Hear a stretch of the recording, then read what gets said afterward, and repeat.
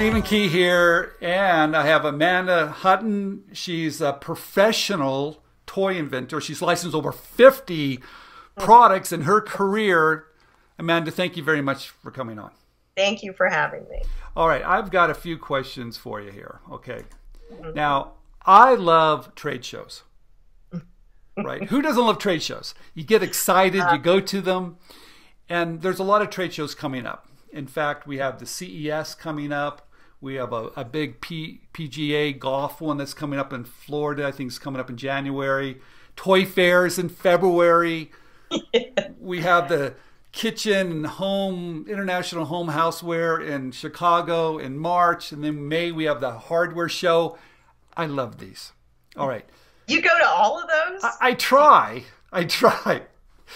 But what I'm seeing is that most inventors, I tell them, to really be in the game today, you have to go to trade shows. Okay. Yes. And you should stay in one particular category, like we've talked about before in the past, to really understand the players, build those relationships. But you have to know what's going on, and a good place is go to the trade shows. But what I'm seeing is a lot of inventors are not quite sure how to work a trade show. Yes. Right. So you know what they do? In some places they can buy a booth. And so I see them at this booth with the prototype, and they're waiting for someone to come by, and they've spent a lot of money. I know. And sometimes they're even by themselves trying to man a booth, right? And I'm a little frustrated. I feel for them because I know it's expensive. It's very sad. I'm in the toy industry. There were even more so. And I'd see them at toy fair, and it's just, oh my God. It's so hard, and it's so much money. And I found before I started getting into designing product, I designed one, and then I got a little more information about the industry and what to do. And then you're always, if you have one product, they're kind of like, oh, they don't really take you seriously. So I find if you have more than one product, that's a big help right there. Yeah, it's interesting. I've asked these inventors when I see them at the booth, I say, why are you here? And they're not quite sure even. They don't know if they want to venture or they want a license. They think they want a license, and they have a prototype. And what I'm realizing, because I follow up with them afterwards and ask them what happened, and nothing's happening. And I'm trying to explain to them, look, you have to work a trade show. So that's what this video is all about. It's not about buying a booth. It's about working the show. All right. So here we go. Okay. So I'm in the pet industry. You're in the pet industry. You love it, and it's coming up. Let's say Super Zoo is coming up. Yep. And you have your prototypes. What are you bringing with you to work a show? Because you're going to knock on the doors of those potential licensees. You're not going to wait for them to find you. No, you can't. No one's, not even if you're an established inventor, you still have to go out and pitch your product to your clients. So yeah, so I bring with me the best possible finished prototypes I possibly can. And I'll have sell sheets, possible costs. I try to do a little research on that as well. So that's pretty much it. I try to bring as much information for new clients, because I'm breaking into a new category now in treats. I've been doing toys forever, and I've come up with several new treat lines. So that's a whole new category for me. So it's almost like starting new again, because most of my current clients, they do not do treats, or they're just getting into it, getting their feet wet, and they only want to start out with a product and see how it goes before they, do any more. So when I go around and I'm trying to get new clients, I try to have as much information as possible. Okay. So I'm going to Super Zoo. I go on to their, first of all, I identify the correct trade show to go to. Okay. Yes. Okay. And then I'm preparing. So maybe I go and I'm looking at their exhibitor list, and I'm like, wow, that's a good fit for my new treat line, maybe. Right. Okay. Yes. And I make that list, and I make sure I know exactly where they are, because you're doing a little bit of walking here, of course, and I Right. want to be very efficient with my time. So I make my list. Do I call them ahead of time to make appointments, or do I just walk in their booth and go, "Hey, here I am"? I do try to set up appointments, but sometimes for me, I always try to go as high as I possibly can. If I can meet with the president, CEO, great, or VP of new product. But those guys are very busy. I mean, they're there to sell, not Okay. buy. So it's hard to nail them down to appointments. Okay. So a lot of times they'll just say, just come on by the booth. Okay. If I'm going to meet with someone, maybe not high up, then I can get an appointment ahead of time. With my clients, I always do have set times. All right. With them, I always do. Yes. You know what I love, Amanda, that you talk about your licensees as clients, because that's what they really are, right? Yes. Okay. So I've got my prototypes. Do I put them in my bag, or do I have how do I carry all those prototypes? Do I have? I always have a little suitcase. Okay. You know, that's the easiest for me on the wheels. It's easier on the shoulders. Okay. And I just put everything in there. Okay. Do they allow you to bring that into the shows? I mean, do they ever stop? Yes. Okay. Yes. No problem. How do you dress? Business casual Okay. with sneakers. Very key for trade shows. And I always say, you know, people are like, oh, you're wearing sneakers? I'm like, if someone's looking at my feet, obviously I'm not doing a very good job. I love that. You had mentioned to me earlier that videos are so important. Very. All right. So you might show the prototype, but do you bring out your iPad and go, let me show you how fun that is with my pets? Exactly. Yes. That is very important to have. Okay. Yeah. A picture is worth 1,000 words. So, yeah. Okay. How many potential clients would you visit at a trade show? Wow. Well, I usually have, 10, 12 of my core, and then I'll pretty much, and Chuck and I usually walk the show together. A lot of times we have our meetings together. Okay. That's Chuck Lamprey, another great inventor. And so I generally will, talk to hundreds of people, honestly. Okay. Some are not, there are a lot that don't do outside, deal with outside inventors. So, but yeah, I'll at least talk to that many. And then I'll probably, after my core clients, I'll have maybe 20 meetings or so set up with potential new clients. Okay. So let's talk about companies that are not inventor friendly for a minute. Okay. Yeah. Okay. How do you know? I've got my prototype. I've got my sneakers on. I have my business casual. I've got probably some business cards. I got my phone or iPad so I can show the video. And I walk up to a booth and I'm not quite sure they're inventor friendly. What do I say? I introduce myself and just give a very, as brief as I can, description of my background, and that I have a number of products on the market and have been in the industry for years. So they know I'm not just, a fly-by-night kind of person, that I am an established inventor. And usually right off the bat, they will tell me, sorry, we do not deal with outside designers, which is great, because then I don't waste any more of my time. I'd rather they immediately say it and I can move on to hopefully somebody that is. So can you talk a little bit about the industries? Are more companies opening their doors, or are they closing their doors?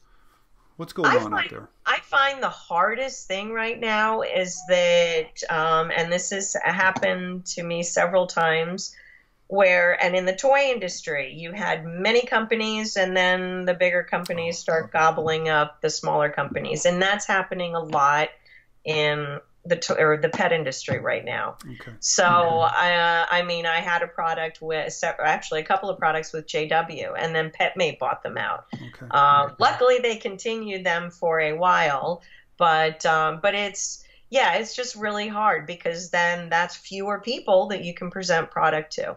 So yeah, that's the biggest. Okay. Just Let's see if we can help the person that's just starting out. Okay. okay. Because you're a professional at this, right? And you have a track record, so it's easier for you. But yes, but I'm just starting out for the first time. Yeah. Now, I would highly, if you have, my biggest recommendation would be obviously present your product as best you can. Have a prototype that's as finished as possible. Again, a video of a pet playing with it or using it. okay. Your sell sheets.